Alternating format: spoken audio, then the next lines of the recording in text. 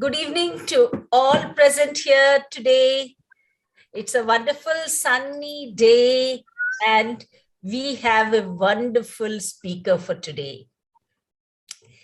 Well, little children and parents and our respected chairman, our CEO and principal, and our resource person for today, Dr. Sweta Anmulwar.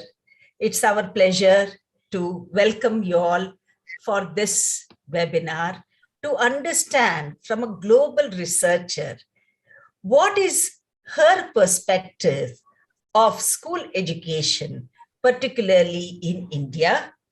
And let us hear more from her. But before that, let me introduce this wonderful speaker for today. And we have Ms. Sweta Anmulwar, who is a research software development and a PhD researcher at the University of Surrey. She has a doctoral research on working on network requirements for augmented and virtual reality. AR and VR. I'm sure all of you heard of AR and VR, but we will get to know more from her what it's all about. She has worked as a project engineer at the R&D Institute for more than 5 years. And Ms. Sweta has, has a wide experience. She worked in the past with Center for Development of Advanced Computing. She was a project engineer. She was a project coordinator, and her education has been as follows. She has done her Doctor of Philosophy, that is her PhD, in frame synchronization of multi-source holographic teleportation. She has done her engineering, her Master of Technology from College of Engineering, Pune, and she has done her postgraduate diploma in NGO management from the Amity University, where she was a gold medalist. Now, children, what is holographic teleportation? This is most interesting thing which we will all, be seeing more of it in the future. Now, supposing today we are talking to you like this, you are seeing the 2D image of me, or you will, with this holographic teleportation, we will probably have Ms. Sweta standing right in front of us and speaking. So that's what I tried to do a little research on what is, this was something new for me also. So I tried to do a little research on this, and this is what I could gather and I could fathom about this particular research. But we warmly welcome you, Ms. Sweta, and over to you for taking on this webinar. Yeah, thank you, Lalita ma'am. And it's a pleasure to be back on Rockwood School. And it's one of the leading schools which I get, and they're open to new things, which is really good for education system. I would say we cannot change much, but yeah, less. Today I'll just share what I feel like, because being in I'm in UK now, so I have met people from different countries. When we talk about their education system, what goes in their education system, and when we look at people from other countries, so when we look at, okay, even the people who are like my colleagues, or who are the fellow researchers, how advanced they are in technology. So why are they like that? Because from school they have been taught some things. So maybe today I'll just share my experience, and I haven't had any plans to discuss about holographic teleportation, but as you mentioned, I would love to, because my PhD is on it, so I can talk about it for hours. But yeah, to briefly, I'll give an idea as well. What is AR, VR? What is holographic teleportation? Yeah, so I had made a slide, but at this point of time, it's not relevant. Maybe I'll just open up the slide because I thought I'll give some examples to students, because they're very young to understand what I'm talking about. So first, about Indian education system, it is fabulous. There is really nothing like, yeah, we can add on many things, but to start with, it is nice. And if we look back in ancient times, it was even much better, because we were reading Vedas, we were like, there was Vedic mathematics, which like we have example of Shakuntala Devi, who had done who was the champion of mathematics. And uh, and I think she all it learned from the Vedic mathematics. So education system in India was good, but obviously we got influenced by, and which is important if we want to be stand somewhere in the world. It is important to take all type of education system. But yeah, we are mostly influenced by the Western education system now. um, uh, which is I would say I'm neutral about it. I won't say which is extremely good or bad. I don't know. At this point of time, I don't know. We can experiment and see.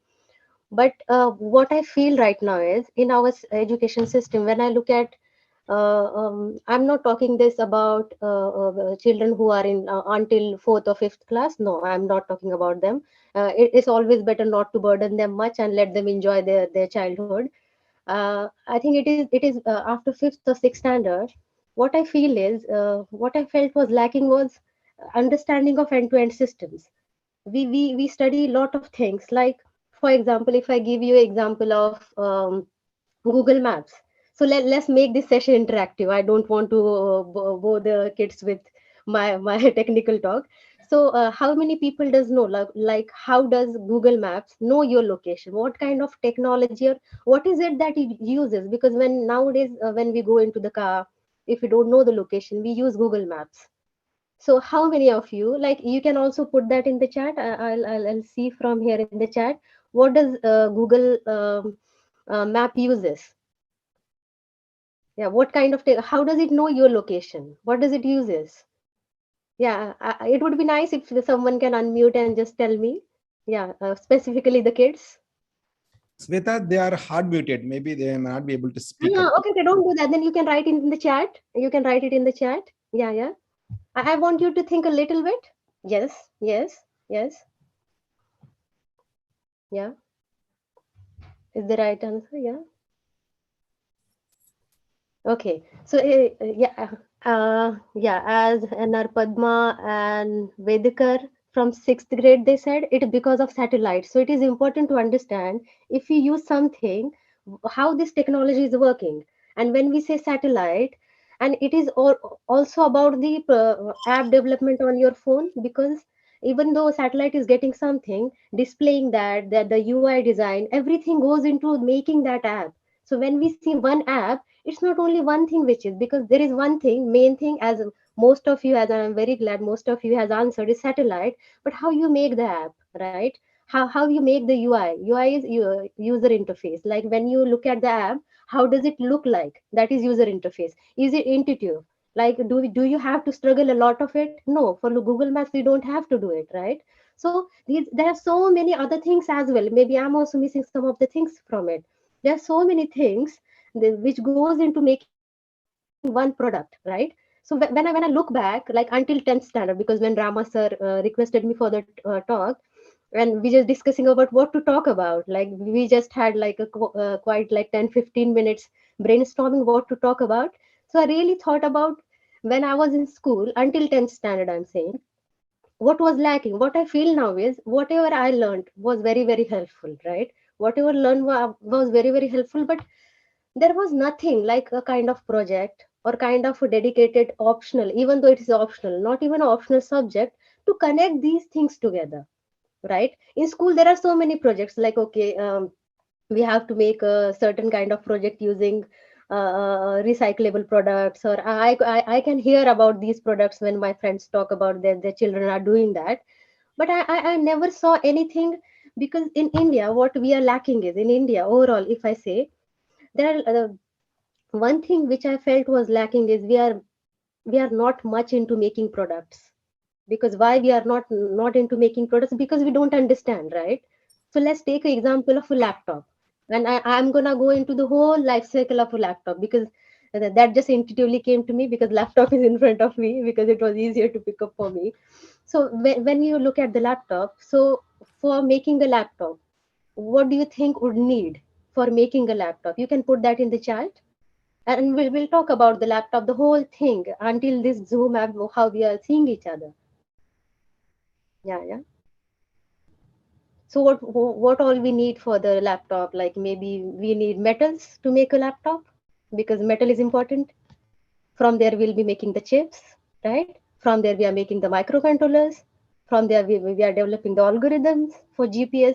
And using that GPS only, we can have Google Maps can take something. But to even make that chip a microcontroller, right?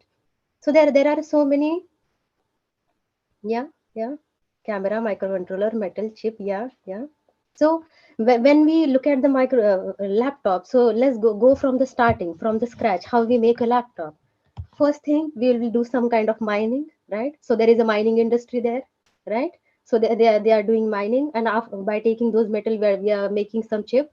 So in that making chips, there is physics, there is material science, right? From there we make microcontrollers, right?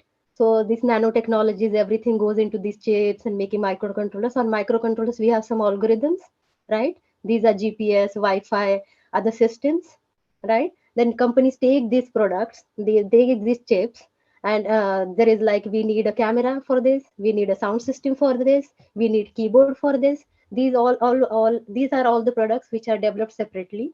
Then companies take them, like maybe Dell, maybe HP. They take it, they assemble it. Or sometimes you can see like in computer market, if you go like I'm sure in Hyderabad there must be some market. I don't know exactly which market is that.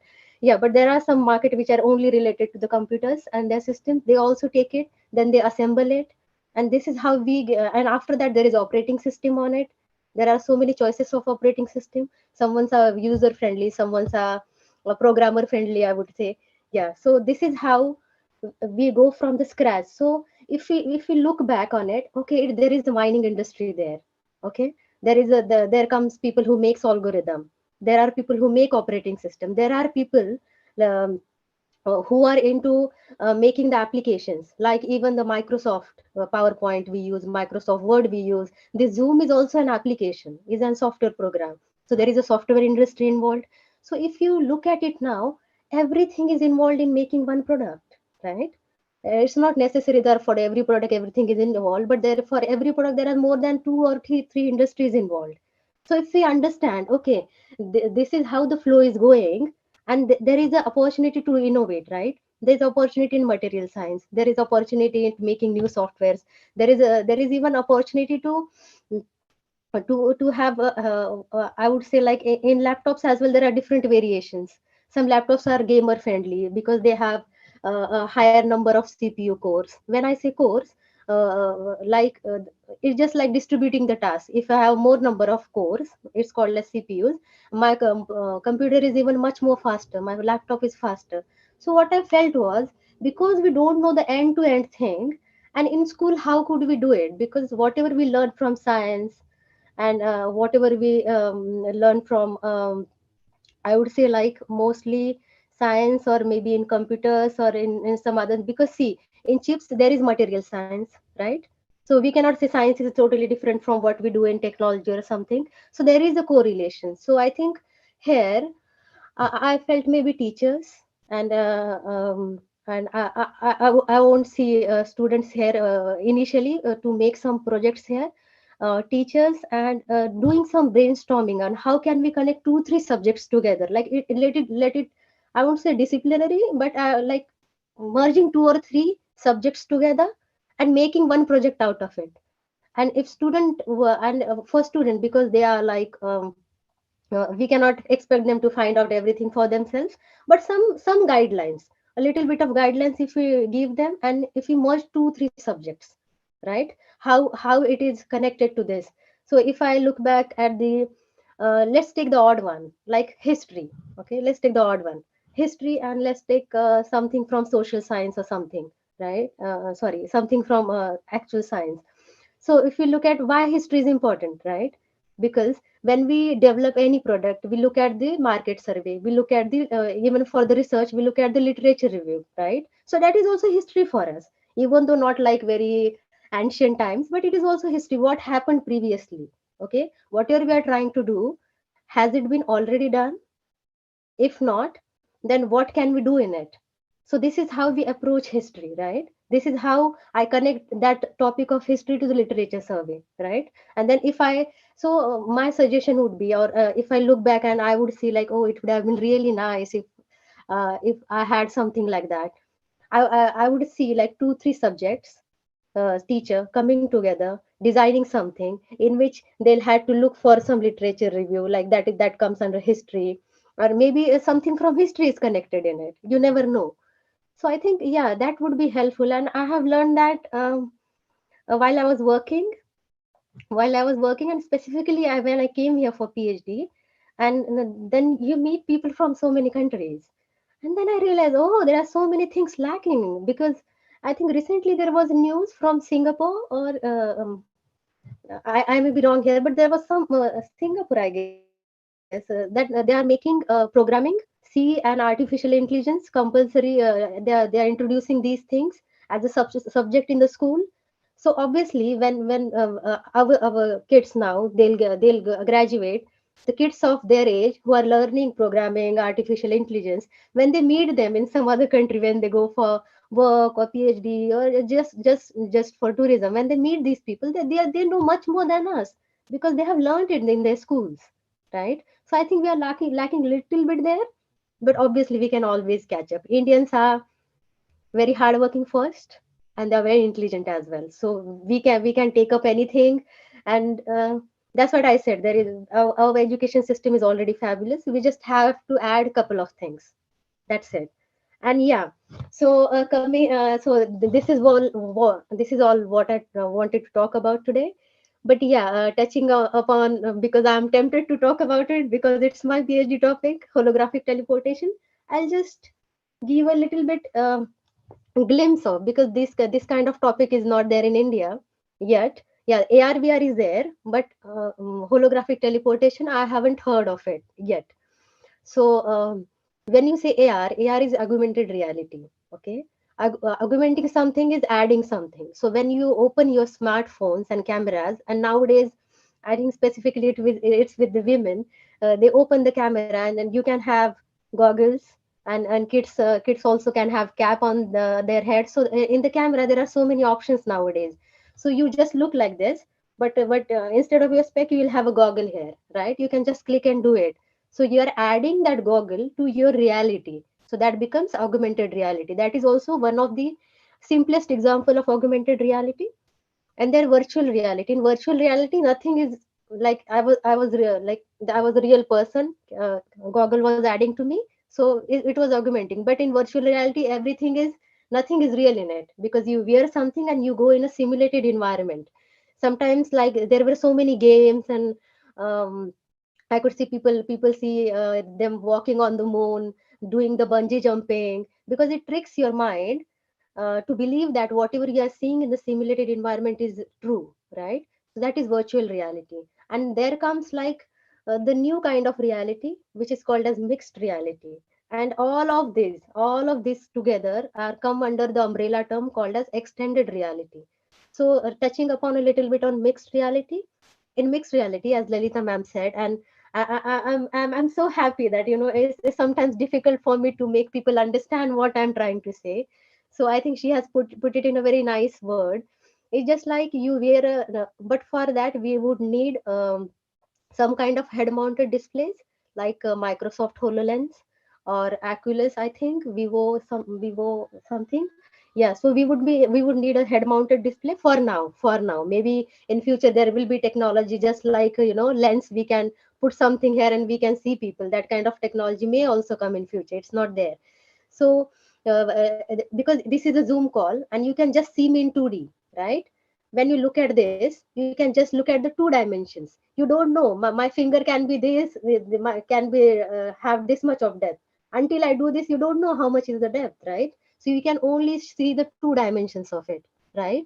So in that, you will be if it would have been, if let's imagine it's after 50 years, and if we would have been talking in this holographic teleportation, if I'm delivering this, that means you could see me actually standing, me in front of you guys, and delivering this talk. Yeah, this is how and you would feel like I'm actually in front of you. And how that happens? That happens using software. See, as I said, end-to-end systems. It's not only we would need HoloLens, we would need software, and at the same time, we would need networks. And for there, this 5G, 6G systems will come into play.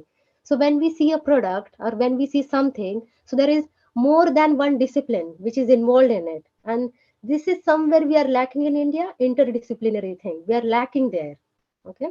And so networks also come there. So I'm here in UK. So I'll be covered by camera. See, material science come here. Camera algorithms are there. Sensors are there, right? I'll be surrounded by 4 cameras. They'll be capturing me.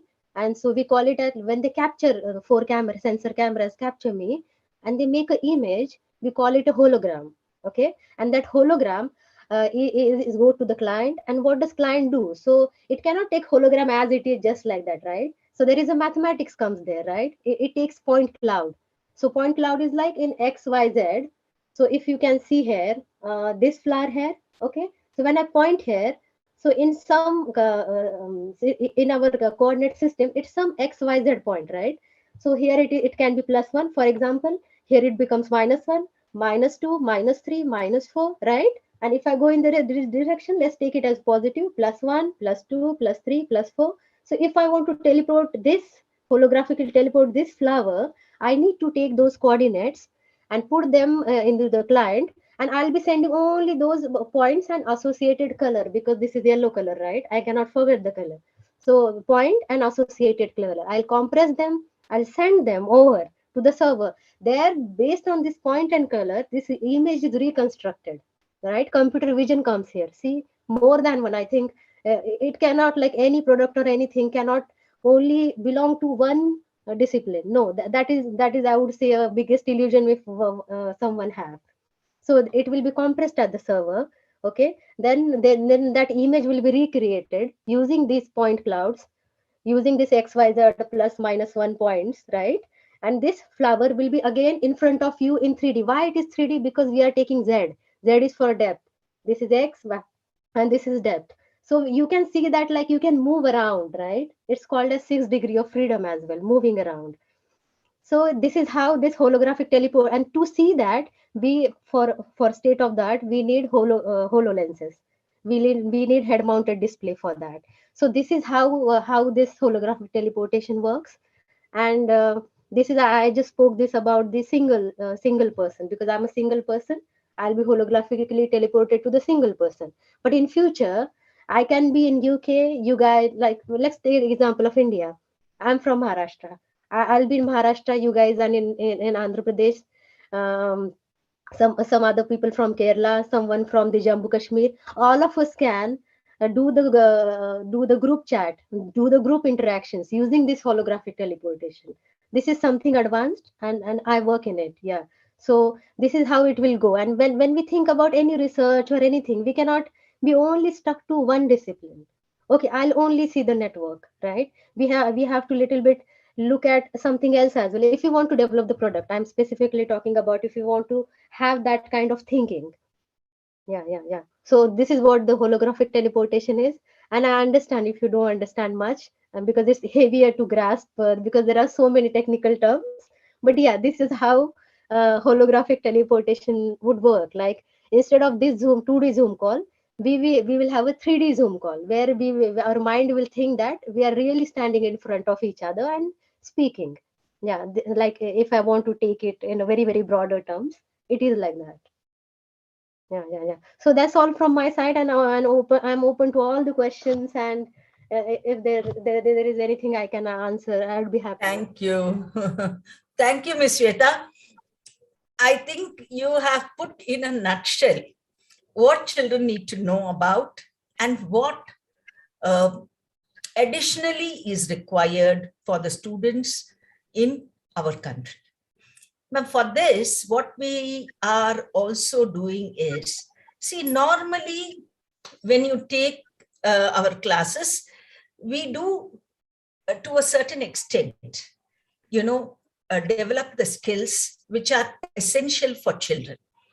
But what we kind of, are not focusing upon are more of research skills, which are essential for students right from a very young age, more of analytical skills, more of collaborative skills, more of critical thinking, and more of, innovations which we are, working on, but not taken on in a big way.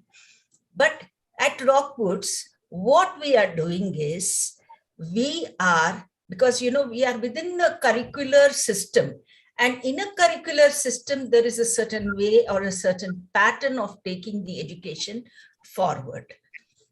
So what we are doing is we are also introducing the Cambridge education. An orientation, dear parents, is scheduled tomorrow, and we have sent you the link for the same. And we wish you should all join in big numbers to understand more about the critical skills essential for 21st century and how Rockwoods is gearing up for the same. And further on, to throw more light before I throw open the QA session for Ms. Sweta, I would request our chairman, sir, Mr. Ramanaidu, to say a few words, and then we will go ahead with the QA session. Sir, over to you. Thank you, ma'am. Thank you, Sweta, for giving you complete understanding about your project and also Indian education system, how you have been going through these kind of phases. Children, as you all know, all our day-to-day operations and day-to-day exercises mostly involves knowledge and understanding questions. As Sweta was saying, many of us can think little more innovatively and try to think little beyond the answers, beyond the information, so that we all contribute to the better world, and we also can really think not about exams, not about marks. We need to think something beyond, or something which is really innovative, a generation ahead. All of us should think. As Rockwood School is progressing in this path, we always encourage our teachers, encourage our children to participate in these kind of discussions in the classrooms. That's the reason we are introducing Cambridge curriculum, which is going to help our students to think and discuss, debate, come up with hypotheses or inferences or many other ways to come up with in-depth understanding of any topic. It's not about a bundle of information child has to read and write and rote learn in his day-to-day operations. So if they take a topic of force, there are multiple ways a child can learn about force. Maybe the definition of force, maybe the problems related to force. These are the only two ways most of us day in, day out involve. But if given an opportunity to the children, given a chance to children, children may think beyond the basic problems, basic concepts. They may ask us multiple questions related to force or pull force or push force or gravitational force, how each force applies in his day-to-day life, why vehicle movement happens in the floors, or how all of us walk on the floors. So something like this, if given a space to the children, our curriculum supports, our teacher supports, not about lots of information, a bundle of information, trying to give them little time to think, not just about Googling or internet search. Many of the research scholars may not find any information in the Google also. They may discuss with their guides, they may discuss with their own colleagues and cohort members and come up with new ideas, new innovative things, something which is not available in this world. You as a student, or you as a teacher, you as a scientist should provide some solution so that all of us should live better and have a comfortable life. Today, Zoom is helping us to interact with the people, the most intelligent people across the world, though they may not be available in our one-arm distance or physical availability. Now they're sharing lots of knowledge. Last week, we have a session by Mr. Sunil Kumar, IAS officer. Couple of weeks back, we have a session by Shanawaz Qasim, IPS officer. And also a couple of weeks, we got a session by Sheshikir Rao, ISRO scientist. All these things are fruits of scientists who had really worked hard and really helped us to use the technology to communicate each other, collaborate each other. Also, parents should encourage their children to interact with others and discuss with others, not just asking the children to by heart or rote learn few answers, and do not expect the children to write as it is.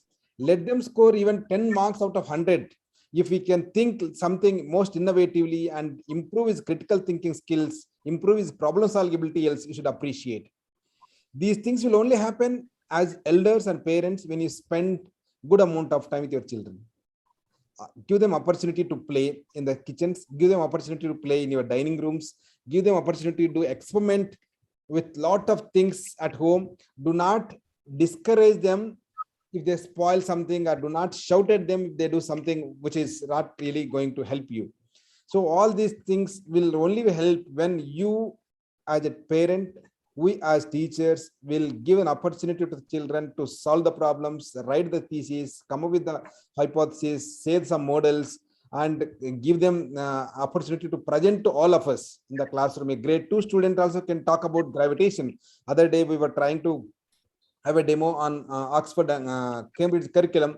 The children were asking, when you ask about force topic, children were asking about gravitational force, grade 2 students. So on top of it, asking about grade 2 student gravitational force, they're also asking about the reasons for that. They're also asking for the quantities and measurements, all these kind of things. When we really deep dive into these kind of topics, we would be helping our students to learn holistically, and they do a lot of interdisciplinary learning. In fact, we also encourage our teachers to do a lot of interdisciplinary learnings, and our exam patterns also. Maybe coming years we wanted to conduct interdisciplinary related assessments. I think with this, I just wanted to hand over to Lalita ma'am to open the platform for the question answers. Yes, sir. Thank you so much. Thank you so much, Naidu sir. I request Subramaniam sir to moderate the Q&A session. Over to you, sir. Yeah, ma'am. Yeah, before we open it for question and answer session, I would like to add something. When we say we need to do research more, so when I looked at actually in real life we read a lot, first of all, and we do research as well, but we are just not aware that we do it. Yes. And I can prove it. We read a lot. Yes. Because we read WhatsApp messages, we read news, right? We are reading some other thing in a week, right? So we read a lot. And about research, if I think all the parents and some grown-up students as well can relate to this. When we want to buy a new mobile, what do? We look at which mobiles are available, what is the price range, we compare, what do we need, what is my requirement. That is research. Yes, right? absolutely. Every household thing we do it. Mostly if you want to buy a TV, what kind of TV, how it will fit. This is all we think, right? So we are just not aware. Like we do research, but we are not aware that we do it. So it's already in our lives that really we don't have to do much. It's just a perspective shift that, okay, this can be done in academic setup as well. And that's it. Yeah, you're right, ma'am. You're right. In fact, I must tell you, there are a lot of things. The holograms, the first thing I learned, quite recently, about a year back, I suppose, from one of my students. And she was asked to do a project in science. So she came and she asked me for her help. I said, for my help, I said, fine, I will do it. But what do you want to do research on? She said, I want to do it on holograms. Now, I actually didn't know much. All I know is holograms are something that you put on a sticker-like thing, which you put on stuff, So I didn't know much. So I started going a little deeper. And then I realized, and then we worked together, Unfortunately, the project we shelved, but it is actually our chairman's daughter, Sai Shraddha, who actually, brought this whole thing to me. And we thought that, okay, how are we going to bring the 3D image up? It was a very interesting thing. We worked a lot extensively on that. But that is where, so we get to do, like you said, research is there with us all the time. Hypothesizing is something that we do all the time. But we don't realize that we are doing research or we are doing something new. Yes, ma'am. So, sir, I leave the question Q&A session open to you, sir. Thank you very much, Lalita ma'am. Thank you, Sweta ma'am, for taking wonderful session. I was very well connected. In fact, when we started Rockwoods way back in 2018, the first year itself, we had AR and VR from grade 1 onwards. So I still remember in one of the class, I think it was grade 8, where, when I was teaching solar system, we had the VR, way how we could take our students, way into the space, and the kind of excitement that they had, the kind of understanding children had, just it was one class. I mean, pretty much every child could talk about, how solar system was. I think as a school, Rockwoods is known for technology, and we had introduced AR, VR all the way from beginning of the academic year from 2018. And I also wanted to, I think, one of the points that you were talking about the coding, this year onwards at Rockwoods from grade 1, we also have coding as part of our curriculum. I think, some of the students were well aware of it and all that, but I think I just wanted to state, because mostly we're talking about, all that. As a school, we are into it, and, we are going to do it, and, all that. Right? I really loved your session today. Thank you very much, Sweta ma'am. And dear participants and parents, students, if you'd like to ask a question, I'm sure you would have had plenty of questions on this topic today. Please go ahead and put your question in the chat window, and we'll be more than happy to bring it up over here and then, answer your question for today. And in case if you're watching through YouTube, you can also go ahead and put your question on under the comment section. So we will take up those questions as well.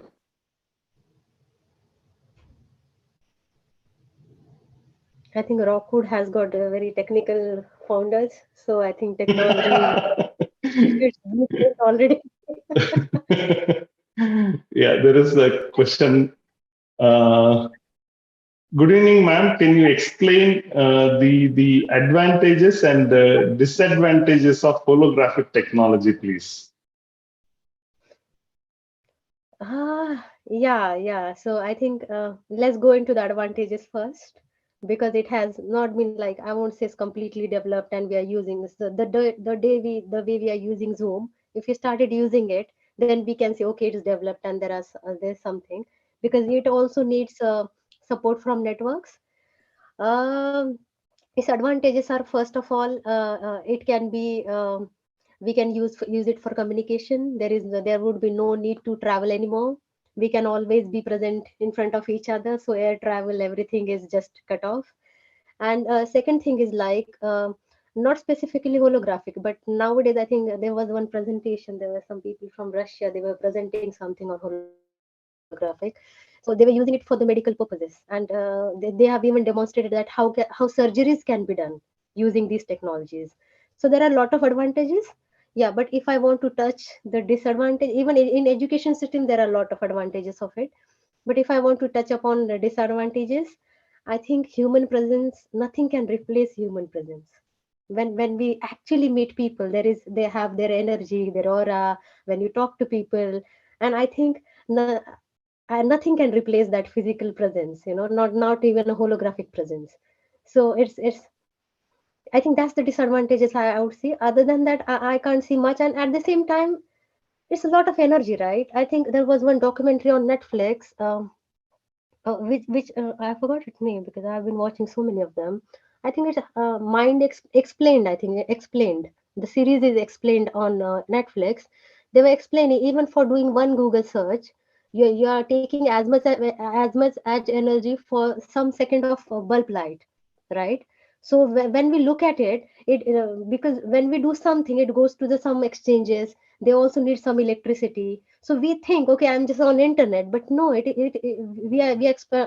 is some energy. We are using some energy to get that answer, right? Who am I, if you want to ask or something? Generally, I ask that to my system. Yeah. So when we do that, so if you look at, okay, what are the gold prices today, or if you look at how's the weather today. So when you do that, to get that answer, it has to, there is a lot of backhaul to this until you get the answer. Because it also uses energy. So this holographic system, everything is going to use a lot of energy. So I think, I don't know how energy efficient it would be. That could be one of the disadvantages. Yeah, that's what I can think of right now. Yeah.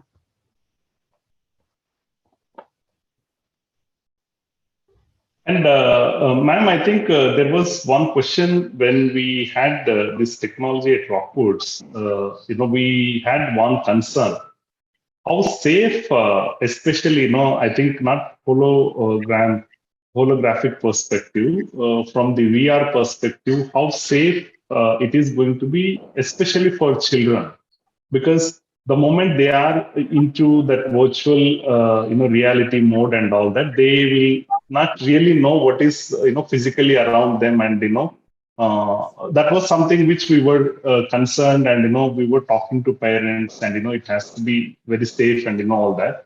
Can you just talk a little bit on that? Yeah, I Mahendra? think this has been demonstrated a little bit with this pandemic, because people were isolated, and obviously we had to be isolated in order to be alive. And so, because if you are in your own virtual world, how would you make friends? Because this is the age to make friends, to learn sharing, to learn the skills to collaborate, to learn to communicate, put your point across, to learn, okay, if your point is wrong, then how can you accept it? All these things, that's what I said. Physical presence can never be. It can also be, because this is just a way of communicating, right? But still, I think the kind of isolation they would have. Yeah. Even I feel concerned a little bit, but then we need to have a distinction. Okay, we will only keep this for education. Okay, or a little bit of entertainment, not much. Only for these, and for other things we are not using this. So we have to be very clear. I think if we are using it only for the educational purposes, I won't see much difference, because they will learn at much faster rate within a very shorter period of time. As you said, like solar system, you can keep on explaining this planet is, smaller than this is big gas, Venus look like earth, and all of it. But once you show it to them in a simulated environment, it's just all fixed, because it's all graphical memory. We are very good, human beings are very good at graphical memories. Yeah. Thank you very much, ma'am. Any other questions from any of the participants? Let me just quickly take a look at on the YouTube as well. Yeah.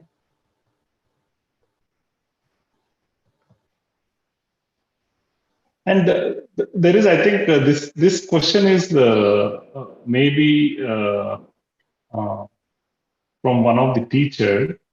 You did mention on this. Can holograms are touch and feel kind of sense?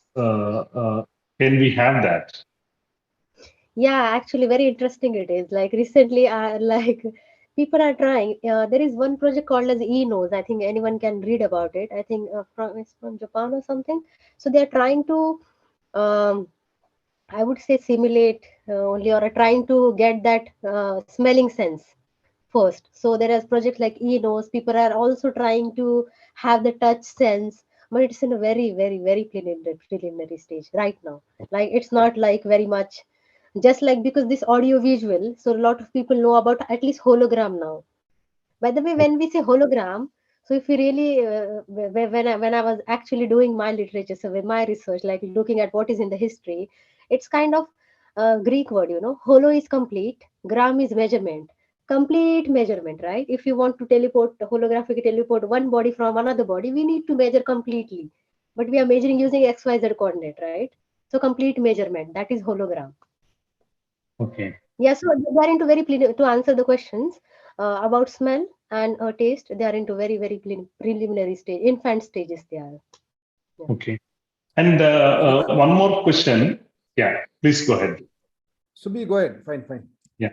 One more question is, in terms of the education field in the institutions and all that, would you be able to share, any things that are coming up, especially, from the holographic perspective and all that?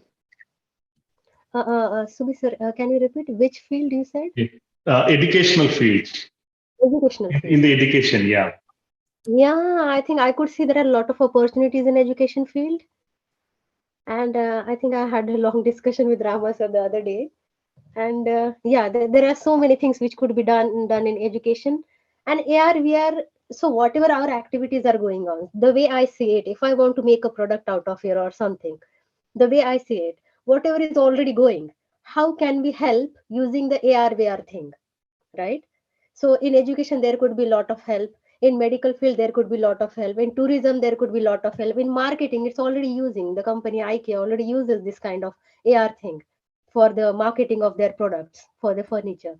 So whatever already is there, to make that even much a little bit better, we can always use AR, VR. So there are a lot of opportunities specifically for educational piece. Yes, a lot of it. Sweta? Yeah, Naidu sir, please go ahead. Sweta, could you please throw some light on how your meditation practice help in research? And many a times you were sharing with me how you used to do meditation practice and try to find some solution as this holographic technique or this new technology you can't find with by Googling, or you can't find by discussing with anyone else. You always used to say that, yes, my meditation practice is always gives me a lot of immense energy, and you find something like cosmic power. So maybe our children also may learn some of these techniques, so that when they are trying to do some research, they may try to use this technique. I think this meditation and what I'll share, this is life experience. It has nothing to do with technology, my perspective. This is just my life experience, I would say. Because, see, if you want to do anything in your life, the first and important most thing is you need to have a calm mind. If there chaos, there is anxiety, there is fear, there is insecurity. I think half of your energy is drained into those emotions. If you could save that, right? So I don't want to go into the spiritual aspect of everything, because that is my favorite subject. I read about it a lot. I write about, like, I'm into so much of spiritual literature. I also follow Art of Living Foundation. I'm a fan of Sadhguru, and I also like Nityanand Swami, and there are so many of them spiritual leaders I have been following, and out of which, like, I was lucky enough. I would say lucky enough. Like, it's always said that in being on spiritual path have to be destined. You have to have some good deeds in your back previous life or this life to be on a spiritual path. I think I was lucky enough to be put on the spiritual path. And I also I have done advanced meditation programs in which I did like silence programs, in which, like, for almost for 3 days we didn't speak anything. I did not speak a single word for 3 days. Like, we did all the activities, but we did not speak. There we used to carry a badge, just like, the iCards. And if someone's speaking to us, we used to show them. It was silence, right? So they used to keep quiet. They know, okay, they are in the silence program. So I think meditation practice is how it helped me, and it always helps me. I try to, whenever there are challenging situations around me, I always try to do meditation. And I think there is some power who comes and help you. I don't know. I can't explain it. I don't know what it is, but there is something. Just to have the main thing is whatever makes your mind calm. Some people may not like meditation. Some people may associate it with some religion or something. The crux of the thing is you need to have a calm mind. If you get it by doing prayers in any religion, please do that. Whatever makes your mind calm, meditation is for that. And in meditation, what exactly happens is your mind is very calm, right? All thoughts are gone, and the one thing which you are trying to find, that things get 100% energy, and then you find the solution. And whatever you are looking for, generally universe gives you that.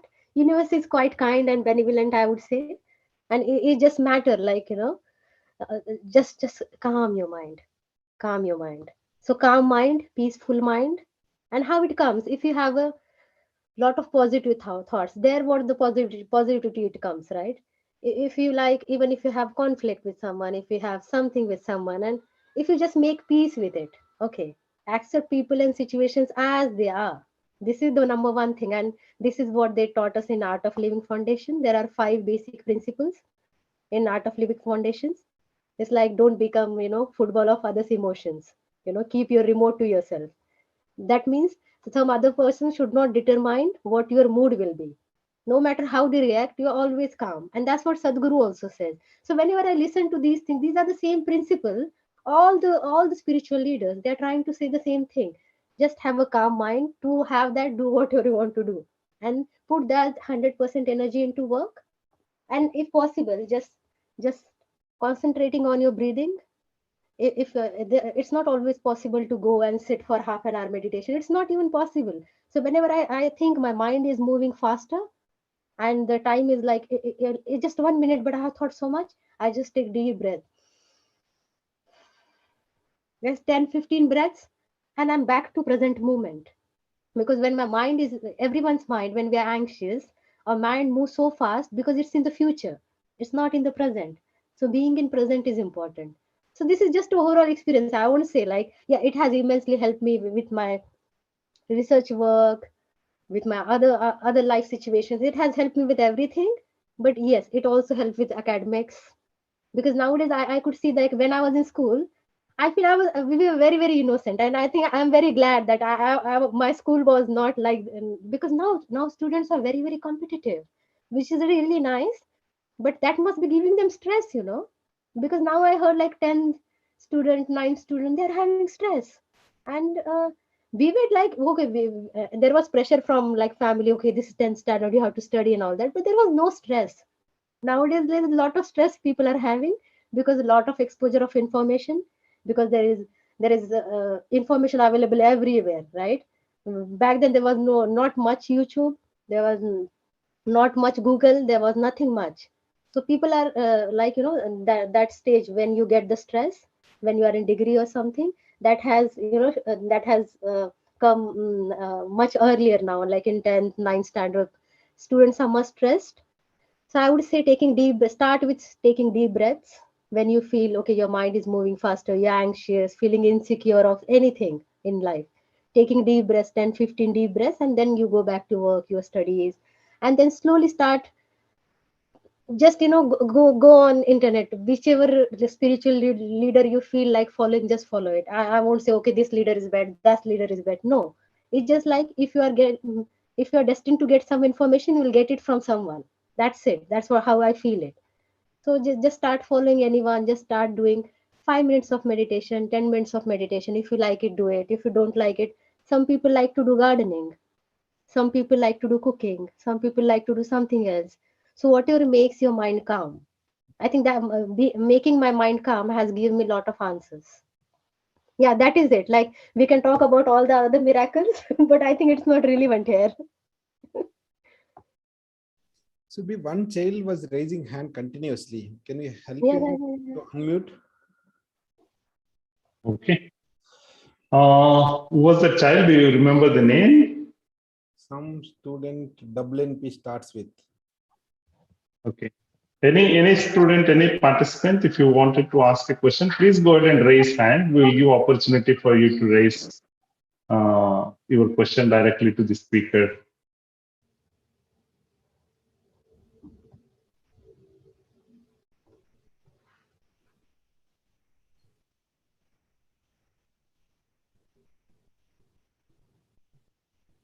All right. And one last question, Sweta ma'am. Do you see, holographic, somewhere other getting, into the school education? Would that help? Oh, it would immensely help. But I would say mostly AR, VR kind of a thing would help more than holographic communication. Yeah, but who knows? We are going to be a very, very advanced society as a humankind. The way we are moving, irrespective of any country, anything. If we just, just erase the borders for some time, as a humankind, we are moving very, very, very fast. And I think in future, maybe Rockwood School or all other schools may have a holographically teleported teachers, holographically teleported students, holographically teleported all these teacher meetings, right? So, and you can be holographically present at more than one places. That is also possible. Yeah, that is one of the possibilities we are going to have, right? So yeah, it is going to come into our lives very soon. And as a humankind, we are moving very fast, very fast. We just think about something, and there is something someone already doing about it. Good. Yeah. There is one last question. Ma'am, please tell us more on haptic holograms with ultrasound. What is anything would you be able to share? Hectic holograms. Haptic, H-A-P-T-I-C, Yeah, I got you. Haptic. yeah, holograms with ultrasound. With ultrasound. Yeah, I haven't, like, haptic is about human, this is about the human machine interaction, but I do not have much clue on it. But yeah, I think this is all about touch and that smell. I think this is all about touch sense, this haptic Okay. communications is. So because what we are trying, what they think about is, there is one question, I'll take it after answering Subramanian sir's questions. Uh, there are, like, human beings have five senses, right? Audio, visual, then we taste, then we smell, and then we touch, right? These are the five senses basic a human being have. So we are trying to have it using this holographic thing. We are trying to have it.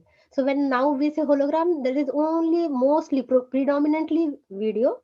Then now audio is slowly coming. Then we are the all the community is trying to add the smell sense. Then they are trying to add the taste sense. Then they are trying to add the touch sense. So when the hologram is prepared with all these five senses, it's almost like human being. Almost, like, I would say, almost not human being. Yeah. Great. Mm. Uh, So, thank you very much, Sweta ma'am. That would be all from QA question end. here. Yeah, Is I there a can take it. question? Yeah. Yes. Anurag Modi, isn't quantum teleportation as holographic, ma'am? No. Quantum teleportation is something different. And whenever we say teleportation, we have to be careful, like, because I do research in it.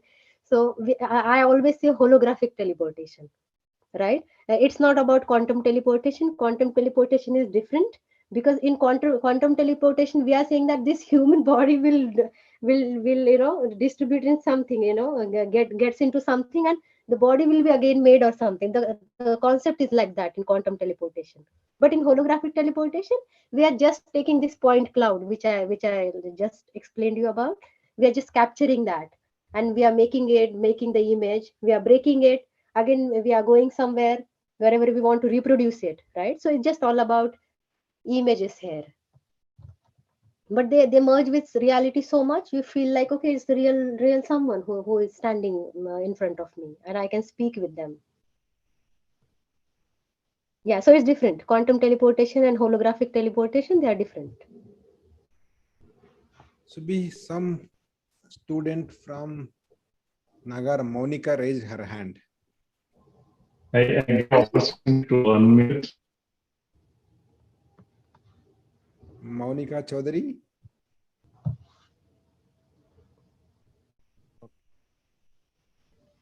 Can I try, Subbi? All right. I think I did that. All right. So I think that would be all from Q&A. And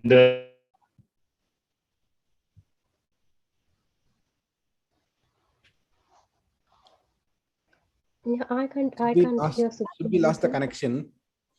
Subbi Yeah, lost the probably. connection, I think. Yeah. Sweta, thank you very much. I hope very soon you would be visiting India and interacting with Rockwood students in our physical, I would love to. Yeah. classrooms.